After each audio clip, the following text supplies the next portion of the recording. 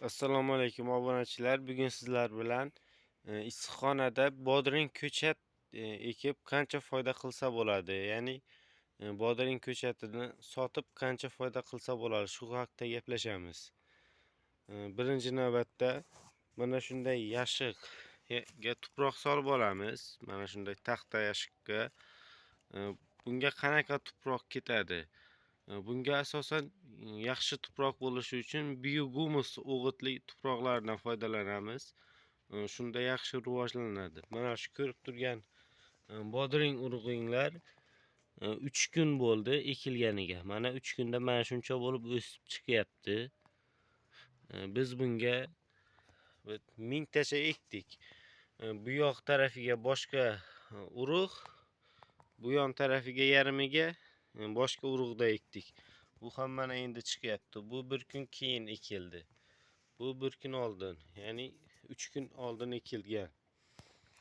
Masalan, 1000 ta urug'ni eksak, 1000 ta urug'ni ekib, uni qaysi oyda ekish kerak? Fevral oyida ekib, bahorga, mart oylariga ko'chat qilib chiqarib sotsa bo'ladi. Ko'chatni qanchadan sotsak bo'ladi deganlar uchun ko'chatni eng kamida 5000 so'mdan. Mana biz 1000 ta urug' ekkanmiz. Shuni o'stirib, parvarishlab sotsak 5000 so'mdan sotganda ham 5 million foyda, sof foyda bo'lyapti. Buni afzalliklari nimada? Bu ko'p joy egallamaydi. Buni hozir tuprog'iga ekkanmiz. Buni keyin stakanchalarga ko'chirsak ham bo'ladi. Uni klyonka stakanga ko'chiramiz. Bu xona harorati qancha bo'lishi kerak? Bunga mana 22 gradus bo'lib turibdi. 20 dan past bo'lmasligi kerak. Kamida 20 gradus bo'lsa yaxshi bo'ladi. Issiqxonani mana bunday qilib 2 qavat, 3 qavat qilib klyonka o'ragan yaxshi. Oraliq masofasini ochib qo'ygan holda, shunda termiz bo'lib yaxshi issiqlikni ushlab turadi. Yo'qsa issiqlik tashqariga chiqib ketadi. Bu yerda esa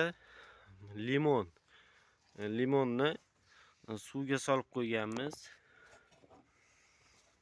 Bu ham nish otib chiqyapti.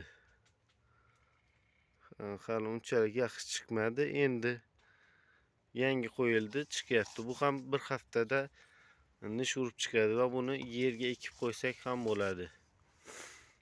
Xullas obunachilar, bodring ko'chatidan kamida 5000 ta ekib turib 5 million foyda qilsa bo'ladi. Sizlarga ham maslahatim, bodring ko'chat ekib sotinglar. Shundan yaxshigina foyda qolyapti.